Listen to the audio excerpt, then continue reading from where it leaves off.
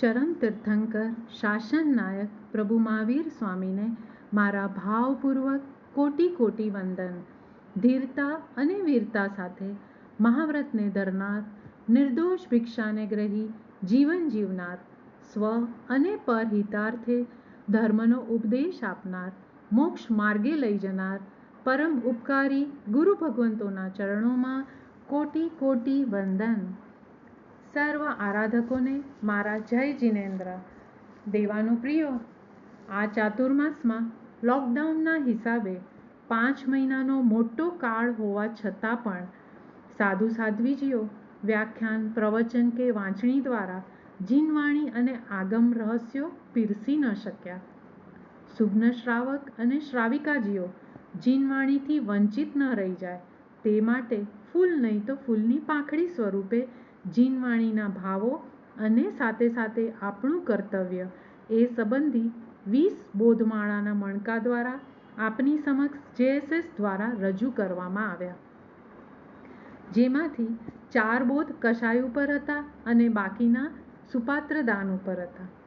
5 મહિનાની આ બોધમાળાનો અંતિમ મણકો તે સાર રૂપે સંક્ષિપ્તમાં આજે પુનરાવર્તન કરીએ.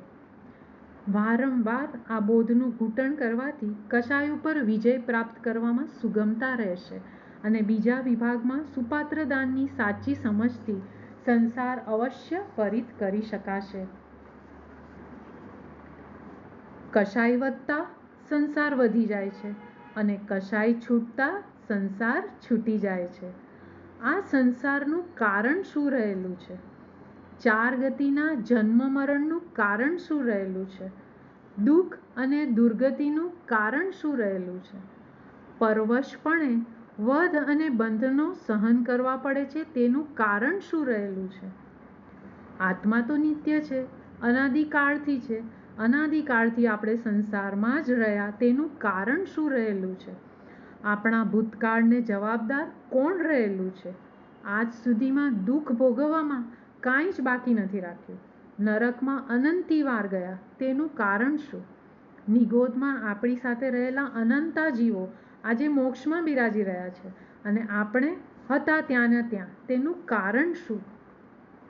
તેવા હજારો સવાલોના એક જ જવાબ રહેલો છે કે મારો કશાય તે જ મારો સંસાર. મારા સંસારને વધારનાર મારો જ કશાય છે. મારા સંસારને જવાબદાર મારો જ કશાય છે. જેવી રીતે જેને ઝેર ચડ્યું હોય તેને લીમડો મીઠો લાગે માટે જોખમ વધુ જાણવું અને જ્યારે કડવાશના હિસાબે થૂકવા લાગે ત્યારે સમજવું કે ઝેર ઉતરી રહ્યું છે અથવા ઉતરી ગયું. જેને મોંના ઝેર ચડ્યા હોય તેને કામભોગ મીઠા લાગે છે અને જ્યારે કામભોગને થૂથું કરે ત્યારે મોં ઉતર્યો કહેવાય. કશાય તો અગ્નિ સમાન છે. સંસાર રૂપી વૃક્ષનું સિંચન કશાયના પાણીથી જ થાય છે. 84 લાખ જીવાયોની તે વૃક્ષના પાંદડા છે.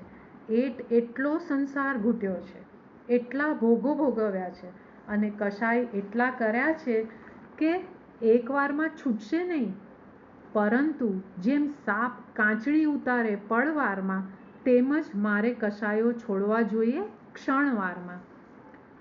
ક્રોધ, માન, માયા અને લોભ આ ચારેય ચોરને કારણે ચેતન્યો ચગદાઈ જાય છે.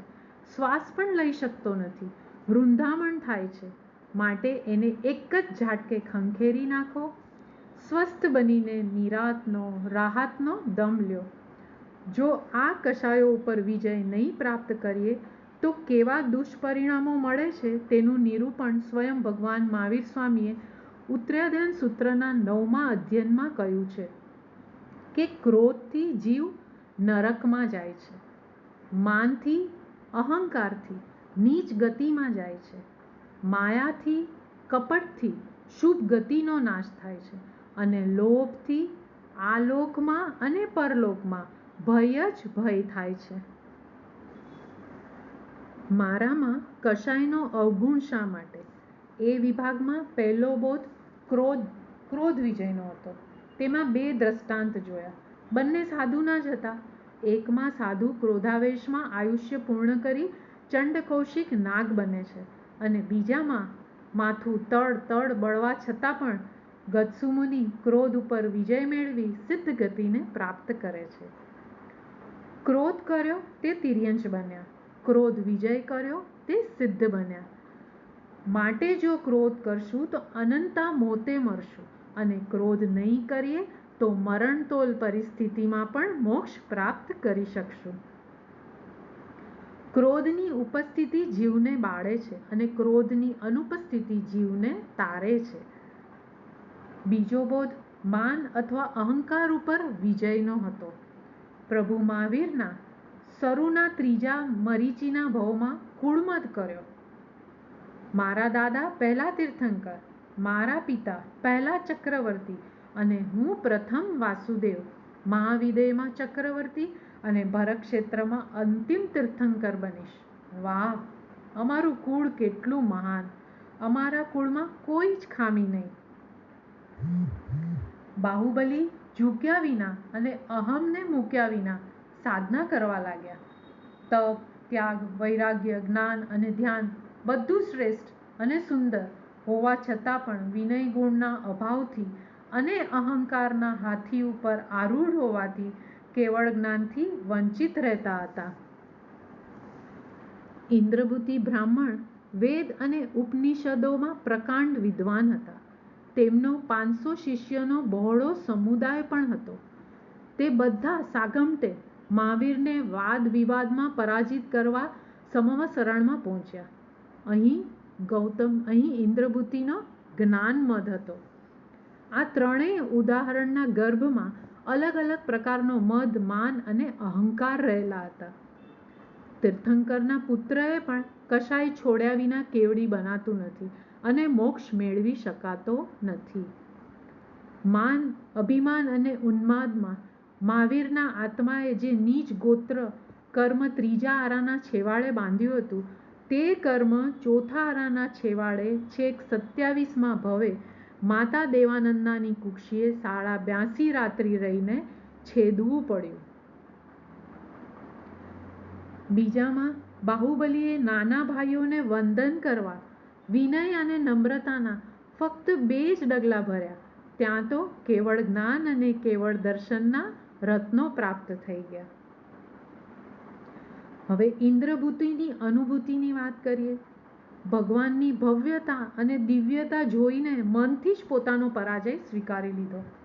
ભગવાનની વિતરાગતા અને સર્વજ્ઞતા જોઈ પોતાનો અહમ ઓગળી ગયો અને 500 શિષ્યો સાથે દીક્ષિત થઈ ગયા. ઇન્દ્રભૂતિમાંથી ગૌતમ અને ગૌતમમાંથી ગોયમા બન્યા. પોતાના વિનય ગુણને કારણે પ્રથમ ગણધર બની દ્વાદશાંગીની રચના કરી. ગમે તે પ્રકારનું માન, મદ કે અહંકાર, પછી તે બળનું હોય, તપનું હોય, ધનનું, ઐશ્વર્યનું હોય, વૈભવ કે સંપત્તિનું હોય કે જ્ઞાનનું હોય, તે બધા જ મદો મહાપુરુષોની લબ્ધિ, કેવળ જ્ઞાનીઓના જ્ઞાન, ચક્રવર્તીઓના ઐશ્વર્ય, ધન સંપત્તિ અને ધન સંપદાની સામે સાગરમાં ગાગર જેવડું, મેરુ સામે રાઈ જેવડું અને સિંધુમાં બિંદુ જેવડું છે. જો આનું ઘૂંટણ કરીએ ને તો અહંકાર નામના કશાય ઉપર જરૂરથી વિજય પ્રાપ્ત કરી જ શકીએ. કશાયનો ત્રીજો બોધ માયા ઉપર વિજય કેમ મેળવવો તે જોયો. સાધનાના ક્ષેત્રમાં કરેલી માયા 19માં મલ્લીનાથ ભગવાન તીર્થંકર પદે હોવા છતાં પણ સ્ત્રી સ્વરૂપે જન્મ્યા. સંસાર ક્ષેત્રે કરેલી માયા નાગેશ્વરી બ્રાહ્મણીને દરેક નરકના 2 ફેરા અને વચમાં અસંખ્ય તિર્યંચના ભવો પ્રાપ્ત કરાવે છે. પોતાના મિત્રોથી છાની રીતે થોડું તપ વધુ કરીને કરેલું કપટ ભાવિના તીર્થંકરના આત્માએ પણ સ્ત્રી વેદે સહેવું પડે છે. પુરુષ જો કપટ કરે તો સ્ત્રી રૂપે જન્મે અને સ્ત્રી જો કપટ કરે તો નપુંસક રૂપે જન્મે. તેવી જ રીતે 2-4 મિનિટની ગોચરી કપટ સહિત વોરાવીને અનંતા દુઃખમય સંસારકાળ વધાર્યો નાગેશ્રીએ. રોજબરોજની જિંદગીનો આ સંસાર છળ, કપટ અને પ્રપંચથી, દંભ અને આડંબરથી ભરપૂર છે. આવી છલનાના કેવા માઠા પરિણામ આવે છે અને દુઃખો કેવા કેવા ભોગવવા પડે છે તેની ઊંડી સમજ કેળવીને માયા કષાયનો શીઘ્ર ત્યાગ કરવો જોઈએ. છેલ્લે આપણે લોભ કષાયનો અવગુણ મારામાં શા માટે તેનો સારાંશ જોઈએ. કપિલ કેવડી 2 માસા સોનું લેવા ગયા હતા અને રાજપાટ માંગવા સુધીના વિચારે ચડી ગયા હતા. એ વિચારોના ઘોડાપુરમાં લીધેલું જ્ઞાન યાદ આવ્યું કે અતિ લોભ તે પાપનું મૂળ છે. હું શું માંગવા આવ્યો હતો અને શું માંગવા જઈ રહ્યો છું? ધિક્કાર છે મને. આમ પોતાના દોષોની આલોચના કરતા શ્રપક શ્રેણી માંડીને લોભીમાંથી નિર્લોભી અને કેવળ જ્ઞાની બની ગયા. લોભ કષાયના ત્યાગથી કપિલ બ્રાહ્મણમાંથી કપિલ કેવડી બની ગયા. જ્યારે બીજી બાજુ મમ્મણ શેઠ છતે પૈસે સુખ સગવડની બધી સામગ્રી હોવા છતાં પણ લોભ કષાયને ન છોડવાથી અંત સુધી ભિખારી જેવું જીવન જ વ્યતીત કરતા રહ્યા. માટે ભગવાન શીખ આપતા કહે છે કે સોના અને રૂપાના કૈલાશ પર્વત સમાન ઊંચા અને મોટા ઢગલા જેવું ધન થઈ જાય ને તો પણ લોભી જીવને સંતોષ થતો નથી, કારણ ઈચ્છાઓ આકાશ જેટલી અનંત છે. માટે એ વાતનું ઘૂંટણ કરવું, જે લોભના ખાડામાં તે સંસારના અખાડામાં. આપણે ચારેય કષાયનો સારાંશ જોયો. હવે એક એક લાઈનમાં તેનો નિચોડ જોઈએ. ક્રોધ કરાવે વિરોધ, ગુમાવે ક્ષમા ગુણનો બોધ. માન મચાવે ઉન્માદ, ગુમાવે નમ્રતાનો નાદ. માયા મચાવે કેર, ગુમાવે સરળતાની લહેર. લોભ પ્રગટાવે દોષ, ગુમાવે સંતોષનો કોષ. આ મહામૂલો માનવભવ મોક્ષ પ્રાપ્તિ અર્થે જ છે. ક્રોધ, માન, માયા, લોભના કષાયોને દૂર કરી ક્ષમા, વિનય, સરળતા અને સંતોષના ગુણો પ્રગટાવશું તો વહેલા વહેલા મહાવીર અને ગૌતમ પાસે જઈ શકશું. દેવાનુપ્રિયો, 4 કષાયરૂપી શત્રુઓ આપણને 4 ગતિરૂપ સંસારમાં રખડાવવાની અહમ ભૂમિકા નિભાવે છે. આપણે કષાયોને જાણ્યા, કષાયોથી થતું નુકસાન પણ જોયું અને તેમને શાંત કરવાથી થતા ફાયદા પણ જોયા. કષાયો ફક્ત જીનવાણીથી અને સમ્યક જ્ઞાનથી જ શાંત થાય છે તે પણ જોયું. ચંડ કૌશિક નાગ બુજ્યો બુજના તીર્થંકરના નાદથી. બાહુબલી બુજ્યા તીર્થંકર દ્વારા પાઠવેલા જીન વચનના સંદેશથી. ઇન્દ્રભૂતિ બ્રાહ્મણ ગૌતમ ગંધર્વ બન્યા તીર્થંકરના સાનિધ્યથી. આમ અનેક દ્રષ્ટાંતો 32 આગમોમાં આપણને બુજાવવા માટે ભગવાને ટાંક્યા છે. તીર્થંકરની વાણી જ પહેલા કષાયોને ઠારવાનું અને પછી આત્માને તારવાનું કામ કરે છે. માટે આજે જ નહીં પણ જ્યારે જ્યારે સુખી થવું હોય ત્યારે સુધર્મના શરણે જવું જ પડશે. ધર્મ કરવા માટે જીન શાસન જોઈશે જ. જીન શાસન એટલે તીર્થ, અને તીર્થને સ્થાપનારા એટલે તીર્થંકર ભગવાન. તીર્થંકર ભગવાને તીર્થમાં સાધુ, સાધ્વી, શ્રાવક અને શ્રાવિકાને જ સ્થાન આપ્યા. સાધુ અને શ્રાવકના આસન ભગવાને બાજુ બાજુમાં આપ્યા. એક પિતાના 4 સંતાન, ચારેયનું કુટુંબ એક જ, અને તે જીન શાસન. હવે ચારેય કુટુંબીજનોએ એકબીજાની સાર સંભાળ રાખવી પડે કે નહીં?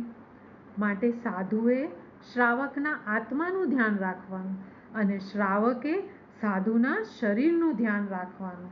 સાધુ શ્રાવકના આત્માને ધર્મ આરાધનાથી મોક્ષ માર્ગે લઈ જાય અને શ્રાવક સુપાત્રદાનના આહારથી, સુપાત્રદાનના માધ્યમથી સાધુની સંયમ યાત્રા અને મોક્ષ યાત્રા સુધી લઈ જાય. હવે આપણે સુપાત્રદાનની બોધમાળાનો સારાંશ જોઈએ. સાધુ સાધ્વી અભયદાન દેવાવાળા અને શ્રાવક શ્રાવિકા સુપાત્રદાન દેવાવાળા. એક પાત્રા લઈને તરવાવાળા અને બીજા પાત્રામાં મૂકીને તરવાવાળા.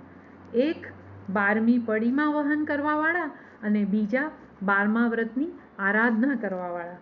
એકમાં ક્રોળપૂર્વનો સંયમ અને બીજામાં 2-4 મિનિટ માટે સંયમીને સહકાર. એક અઘરામાં અઘરું અને બીજું સહેલામાં સહેલું. 12મી પડીમાં તારે તો 12મું વ્રત પણ તારે તારે અને તારે જ. સુપાત્રદાનની સાચી સમજણ કેળવીને આપણે સંયમીના સહાયક બનવાનું છે. શ્રમણના સાચા શ્રમણોપાસક બનવાનું છે. સુપાત્રદાનની આદિ શ્રેયાંશકુમારે કરી. તેઓએ પ્રથમ દાન ઋષભદેવ ભગવાનને દીધું. એટલે કે પ્રથમ તીર્થંકરથી લઈને ચરમ તીર્થંકર સુધીના સર્વ તીર્થંકરોને પણ સુપાત્રદાનની આવશ્યકતા હોય જ છે. તીર્થંકરો હતા એટલે તીર્થની સ્થાપના થઈ, એટલે જ જીન શાસનનો જન્મ થયો. શાસન હોય એટલે સાધુ સાધ્વી હોય, એટલે શ્રાવક શ્રાવિકા હોય. સાધુ સાધ્વીને પણ આહારની આવશ્યકતા હોય, એટલે સુપાત્રદાન પણ હોય જ, અને એટલે મોક્ષ પણ હોય જ. જો સુપાત્રદાન જ ન હોય તો તીર્થંકર, તીર્થ, શાસન, સાધુ સાધ્વી કાંઈ જ ન હોય. જૈન ધર્મ પણ ન હોય તો મોક્ષ પણ ન હોય. સુપાત્રદાન આટલું મહત્વનું છે અને સુપાત્રદાનના દાતા પણ એટલા જ મહત્વના છે. માટે સુપાત્રદાનમાં શું વોરાવાય, તેનો મહિમા શું છે, તેનાથી વહોરનાર અને વહોરાવનારને કેવા લાભ પ્રાપ્ત થાય છે, તેમાં શુદ્ધતા કેવી હોવી જોઈએ, તેનું વિસ્તૃત વર્ણન આપણે જોઈ ગયા. સાથે સાથે આગમોમાં ઉલ્લેખ થયેલ ભવ્ય આત્માઓ દ્વારા અપાયેલ સુપાત્રદાનની વાતો પણ જાણી. સુપાત્રદાનનો અમૃતકુંભ મેળવવા માટે સંત સતીજીઓના સમાગમમાં રહેવાનું છે. તેમની સાથે ઓળખાણ વધારવાની છે અને ઓળખાણ વધારવા માટે ઉપાશ્રય રોજ વ્યાખ્યાન, વાંચણી, દર્શન માટે જવું જરૂરી છે. તેમને મારા ઘરે ગોચરી માટે પધારવા વારંવાર વિનંતી કરવાની છે. મારે મારા પરિવારજનોને સુપાત્રદાન સંબંધી સાચું જ્ઞાન અને સમજણ આપીને તૈયાર કરવાના છે. સાધુને શું કલ્પે શું ન કલ્પે, સચેત અચેત વિશેની સમજ, પ્રાસુક અને ધોવણ પાણી બનાવવાની પ્રક્રિયા વગેરે બાબત પણ જો ઘરના દરેક સભ્ય કેળવાયેલો હોય તો સુપાત્રદાનનો અણમોલ અવસર જરૂરથી પ્રાપ્ત કરી શકાય છે. સુપાત્રદાનમાં એટલે કે અતિથિ સમવિભાગ વ્રતમાં સમય કે તિથિ નક્કી હોતા નથી, એટલે અતિથિ અને સમવિભાગ એટલે આપણા માટે બનાવેલ ભોજનમાંથી ભાગ કરીને સાધુને વોરાવવું તે. સુપાત્રદાન દેતા પહેલા કે આહાર બનાવતી વખતે સાધુને યાદ રાખીને કાંઈ બનાવવાનું હોતું જ નથી. તેમજ ગોચરી વોરાવ્યા બાદ કદાચ ઓછું પણ હોય તો આપણી માટે નવું બનાવવાનું નથી. સાધુ તિથિ નક્કી કરે તો હિંસા થાય અને શ્રાવક સમવિભાગ ન કરે તો હિંસા થાય, અને સુપાત્રદાનમાં લેશ માત્ર પણ હિંસા હોય જ નહીં. અભયદાનના દાતાની સંયમ યાત્રા સુખરૂપે ચાલે તે ફક્ત સુપાત્રદાનના દાતાથી જ, એટલે કે અભયદાન અને સુપાત્રદાન બંને ટ્વિન્સ છે. અભયદાન વગર સુપાત્રદાન દેવા કોને, અને સુપાત્રદાન વિના અભયદાનના વરદાન કોના ભાગ્યમાં? માટે દેવાનું પ્રિયો. સુપાત્રદાન શું એ જ ખબર ન હોય, એ કોને વોરાવાય, શું વોરાવાય એની જાણકારી જો શ્રાવકને ન હોય તો તીર્થંકર જેવા તીર્થંકરને પણ 1 વર્ષના આહાર પાણી વગરના ચોવિયારા ઉપવાસ થઈ જાય. આવું મહત્વ સુપાત્ર દાનનું છે. સુપાત્ર કોને કહેવાય તે આપણે જાણીએ. જૈન સાધુ સાધ્વી ઉત્તમ સુપાત્ર કહેવાય. વ્રતધારી દીક્ષાર્થી બીજા પ્રકારના સુપાત્ર કહેવાય. સ્વધર્મી સમકીતી ત્રીજા પ્રકારના સુપાત્ર કહેવાય. આ 3 સુપાત્ર કહેવાય.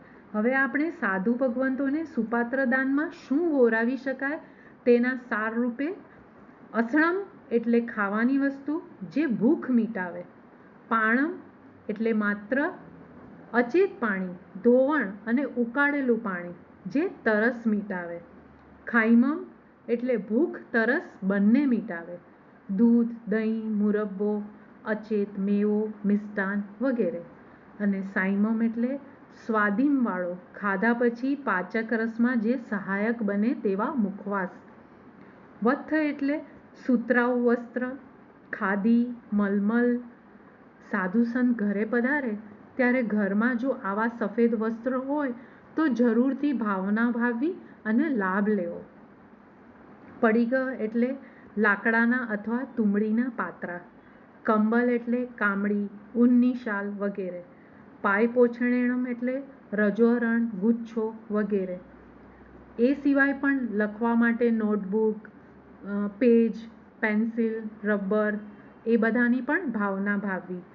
આ બધી વસ્તુ આપીને પાછી લેવાય નહીં, તેને અપાઢિયારું કહેવાય. હવે જે 6 વસ્તુ છે તે આપીને પાછી લેવાય, તેને પાઢિયારું કહેવાય. પીઢ એટલે સૂવા બેસવા માટે પાટ, પાટલા વગેરે.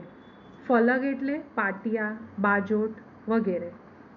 સેજ્જા એટલે મકાન, ઉપાશ્રય, પૌષદશાળા વગેરે ઉતારા માટેની જગ્યા.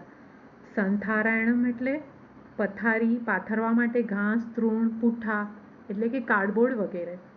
ઓસહ એટલે ઔષધ, એક જ વસ્તુની બનાવેલી દવા. ભેષજેણમ એટલે દવા જે એક કરતાં વધારે વસ્તુને મિક્સ કરીને બનાવેલી હોય તે ફાંકી વગેરે. આ 14 વસ્તુ નિર્દોષ શુષ્ટી વોરાવી શકાય. આવું સુપાત્ર દાન દેનાર શ્રાવક તીર્થંકર ભગવાનના જીન શાસનની અને સંયમ અને તપથી ભાવિત થતા સાધુ સાધ્વીજીની ભક્તિ ભાવે વૈયાવચ કરે છે. હવે સુપાત્રદાનના સંસ્કાર, સમજ અને લાભના બિંદુઓ જોઈએ. એમાં પહેલું બિંદુ, સુપાત્રદાનથી સાધુજીને તો શાતા મળે છે, પરંતુ સુપાત્રદાન દેવાથી અને સંયમ સહાયક થનાર શ્રાવકને તો સંવર, નિર્જરા, સમકિત, સમાધિ અને સિદ્ધિની સાથે સાથે શાતા દેવાવાળા પુણ્ય પણ મળે છે. બીજું, આજનું સુપાત્રદાન જ કાલે અભયદાન બનીને ઉગી નીકળશે. ત્રીજું, આહાર વડે જીવન ટકે છે. ભગવતી સૂત્રમાં સુપાત્રદાનનો મહિમા બતાવતા શ્રમણ ભગવાન મહાવીર સ્વામી ગૌતમ સ્વામીને કહે છે, સુપાત્રદાનથી સમાધિ સાધુને મળે છે, એ જ સમાધિ સુપાત્રદાનના દાતાને પણ મળે છે. ચોથું, સંસારી પોતાના શરીરને ગમે તેટલું સારું આપે, તેની વિષ્ઠા જ બની જવાની છે. એ જ આહાર જ્યારે વોરાવે ત્યારે એ જ સંસારી સાવ મામૂલી વસ્તુ દઈને બદલામાં અમૂલ્ય સમ્યક રત્ન મેળવી લે છે. પાંચમું, મારી 12મા વ્રતની આરાધના તે સુપાત્રદાન એ વાસ્તવમાં દાન નથી પણ વરદાન છે. મારે દેવાનું નથી પણ લેવાનું છે. સાધુ સાધ્વીજી લેવા નથી આવ્યા પણ મને મોક્ષે લઈ જવા લેવા આવ્યા છે. આવા ભાવ જાગે ને ત્યારે જ ગુરુજન પ્રત્યે અને સુપાત્ર દાન પ્રત્યે વિવેક અને વિનય પ્રગટે. છઠ્ઠું, અણગાર તો અરિહંતના દૂત કહેવાય. જો મારે આંગણે ભગવાન મહાવીર પધારે અને મને જે સુપાત્ર દાનનો આનંદ થાય તેવો જ આનંદ ભગવાન મહાવીરના દૂત પધારે ત્યારે થવો જોઈએ. સાતમું, અડધી રાતે લક્ષ્મીજીને ઘરમાં આવવું હોય ત્યારે દરવાજા બંધ હોય તો માત્ર ચાલે જ એમ નહીં પરંતુ દોડે, પણ દોડે દિવસે શાશ્વત લક્ષ્મીના દાતા આપણે આંગણે પધારે અને દરવાજા બંધ હોય તો ન જ ચાલે એટલે ન જ ચાલે. કારણ કે લક્ષ્મીજી પાછા જાય તે નુકસાન ફક્ત એક જ ભવનું અને સુપાત્રદાનનો મોકો જાય તો તે નુકસાન અનંતા ભવોનું છે. આઠમું, આપણે નવકાર બોલીએ તે નવું નથી. નવું તો એ છે કે શ્રાવકના જ્ઞાન, શ્રદ્ધા અને દ્રઢતા એવા હોય કે પંચ પરમેષ્ઠી શ્રાવકને યાદ કરે, અરિહંતો પણ શ્રાવકના ગુણ ગાય અને આચાર્યો પણ શ્રાવકની ભાવનાનો સ્વીકાર કરે અને સાધુ ભગવંતો તો શ્રાવકના ઘર અને રસોડા સુધી પહોંચે. આવી સાધના શ્રાવકની હોવી જોઈએ. નવમું, જરા તો ચિંતવણા કરો. 5મા આરાના છેડે અને 6ઠ્ઠા આરાના પડછાયામાં સાધુ કેટલા હશે, અને તેમને સુપાત્રદાન દેનારના દાન કેવા હશે? એમની અપેક્ષાએ આપણી પાસે તો 4થા આરાનો પડછાયો છે, તો સુપાત્રદાનમાં આપણે બેદરકાર શા માટે? 10મું, સંસારમાં અનેક પ્રસંગોમાં વસ્તુની, વ્યક્તિની, ખરીદીની, ફરવાના સ્થળોની આવી તો કંઈક યાદીઓ બનાવી હશે, પણ સંયમ અને તપથી ભાવિત થતા સાધુજીની જોડીમાં શું શું ઓરાવી શકાય તેની યાદી બનાવી છે ખરી? 11મું, ક્યારેક તો શાંતિથી ઘરમાં ઊભા રહી જઈએ અને થોડીક શોધખોળ કરીએ કે મારે આંગણે જો ભાવિના ભગવાન પધારે તો તેમની ભાવ પૂજા કરવા માટે 14 પ્રકારના દાનમાંથી કેટલા દાન મારા હાથમાં આવે એમ છે. જો આજે ભાવિના ભગવાન પણ પાછા જશે તો મહાવિદેયમાં કેવળ જ્ઞાની ભગવાન કેવી રીતે પધારશે? 12મું, વાત 21,000 વર્ષ સુધી ભગવાનનું શાસન રહેવાનું છે એની છે જ નહીં. વાત તો મારે ભગવાનના શાસનમાં રહેવાનું છે કે નહીં તેની છે. જાવ જીવ અભયદાન દઈને તો ભગવાનના શાસનમાં રહેવાની મારી તેવડ નથી, તો શું હું એટલો નમાલું છું કે જાવ જીવ સુપાત્રદાન દઈને પણ ભગવાનના શાસનમાં ન રહી શકું? સુપાત્રદાન એટલે અમૃતનું દાન, અને સામે મળે અમરતાના વરદાન. માટે સંસારમાં રહીને પણ અમરતાના વરદાન મેળવી જ શકાય છે, અને પાપની વચ્ચે રહીને મોક્ષ માર્ગે પણ જઈ જ શકાય છે. શ્રમણના ઉપાસક બની, આરાધક બની, એકાવતારી પણ બની જ શકાય છે. માટે મારે એ વાતનું ઘૂંટણ કરવાનું છે, જો દુર્ગતિને ટાળી સુગતિ મેળવવી હોય તો મારા માટે સરળમાં સરળ ઉપાય તે સુપાત્ર દાન જ રહેલું છે. સાધુ ભગવંતોને તો લેવાનું કાંઈ નહીં અને દેવામાં કાંઈ બાકી નથી રાખતા. સુપાત્રદાન દેવાવાળા ઉપર તો શ્રમણ ભગવાન ઉપકાર જ કરે છે.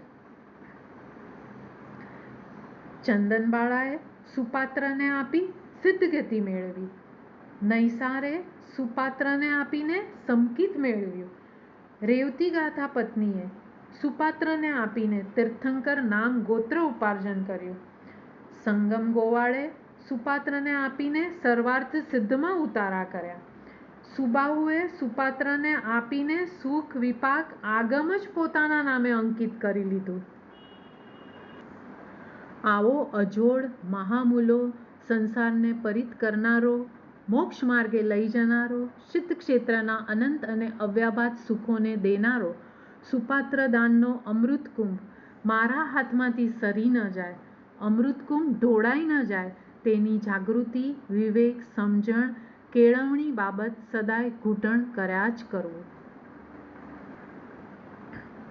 આ રીતે આપણી બોધમાળાનો સાર અહીં પૂરો થાય છે. આ બોધમાળાના દરેક વ્યાખ્યાન અને પ્રવચનો પૂજ્ય ગુરુ ભગવંતોએ જ પ્રકાશેલ વાણીના છે. કોરોનાના હિસાબે લોકડાઉનને કારણે દરેક ઉપાશ્રયમાં વ્યાખ્યાનો બંધ હતા. હવે ધીરે ધીરે વ્યાખ્યાનો ખુલી રહ્યા છે. ગુરુ ભગવંતોની વાણી મારા મુખેથી મને આવડી એવી રીતે આપ સમક્ષ રજૂ કરવાની કોશિશ કરી. દેવાધિદેવ ત્રિલોકીનાથ તીર્થંકરોની વાણી એક સંયમી સુસાધુ પ્રકાશે અને એક સંસારી વાંચીને સંભળાવે તેમાં આકાશ પાતાળ જેટલો ફરક હોય છે. પણ JSSના દરેક વક્તાની ભાવના આપને જીનવાણીથી ભીંજવવાની જ હતી. પૂજ્ય ગુરુદેવના મુખેથી અસ્ખલિત વાણીની હેલીથી જે તરબતર થવાય એટલું નહીં તો વાછટરૂપ ભીનાશની પણ જો અનુભૂતિ થાય તો તેમ કરવાની અમારી નેમ હતી. તેમ કરતાં કરતાં મારાથી કોઈનું દિલ દુભાયું હોય, ન કહેવાના શબ્દો ઉચ્ચારાયા હોય અને શુભ્ન શ્રાવક શ્રાવિકા કે પૂજ્ય સાધુ સંતોની અવહેલના થઈ હોય તથા જીનવાણીથી ઓછું અધિક કે વિપરીત ભણાયું હોય તો અરિહંત અનંત સિદ્ધ કેવડી પ્રભુ અને મારા આત્માની સાક્ષીએ તસ્મિચ્છામિ દુક્કડમ અર્યંત અનંત સિદ્ધ કેવડી પ્રભુ આપની સાક્ષીએ તસ્મિચ્છામિ દુક્કડમ. હું આપ સર્વોની ક્ષમા યાચના માગું છું, સર્વને ખમત ખામણા. દરેક બોધમાળાને અંતે આપવામાં આવેલા પચખાણ આપે ગ્રહણ કર્યા જ હશે. આજે આપણે પચખાણના લાભ માટે થોડું જાણીએ. ધર્મ શ્રવણથી જ્ઞાન થાય છે, જ્ઞાનથી વિજ્ઞાન થાય છે, વિજ્ઞાનથી પચખાણ અને પચખાણથી સંયમ, સંયમથી સંવર અને સંવરથી તપ થાય છે, તપથી જ કર્મની નિર્જરા થાય છે અને કર્મ નિર્જરાથી અક્રિયા અને અક્રિયાથી જ સિદ્ધ ગતિ મળે છે. ભગવતી સૂત્રમાં બતાવેલ આ 10 બોલમાં જો જ્ઞાન જ ન હોય તો શું આગળ ચોથો બોલ પચખાણથી 10મો બોલ સિદ્ધ હોઈ શકે ખરો? માટે જ્ઞાન ત્યારે જ મેળવ્યું કહેવાય જ્યારે આવતા કર્મને આપણે પચખાણ દ્વારા અટકાવી શકીએ. તો આજે આપણે બીજા 5 પચખાણ જોઈએ. એમાં પહેલું પચખાણ લેવાનું છે, કશાય થાય ત્યારે તેની ઉપર વિજય પ્રાપ્ત કરવા 5 નવકારનું સ્મરણ કરીશ. બીજું, સુપાત્ર દાનનો લાભ મળતો રહે તે માટે સાધુ સાધ્વીના વ્યાખ્યાન વાંચણીનો લાભ લેતા લેતા તેમના સંપર્કમાં રહીશ. ત્રીજું, ગોચરીના સમયે 3 ટાઈમ ઘરના મુખ્ય દરવાજાને ખુલ્લો રાખીશ. જમતી વખતે સાધુ સાધ્વીજીને ગોચરી ઓરાવવાની ભાવના ભાવીશ. અને પાંચમું, રોજ કરવાની છે તો રોજ એક સામાયિક, પણ જો સામાયિક ન થાય તો ઓછામાં ઓછું 10 મિનિટ માટે નવું સમ્યક જ્ઞાન કંઠસ્થ કરવું. ઉપયોગ સહિત પચખાણ લેવા. 1 વર્ષ માટે કોઈ પણ એક પચખાણ લ્યો અથવા 5 લ્યો. પચખાણનું પાલન કરજો. પૂજ્ય ગુરુ ભગવંતની આજ્ઞાથી તસ્ભંતે પડિક્કમામિ નિંદામિ ગરિહામિ અપ્પાણમ વોસિરામિ. જેએસએસ ટીમ દ્વારા કરવામાં આવેલી આ જીનવાણીની ઝલકના પ્રયાસ બાબત આપના વિચારોને કોમેન્ટ બોક્સમાં મેસેજ દ્વારા આપશો જી. હવે આપણે માંગલિક પાઠ.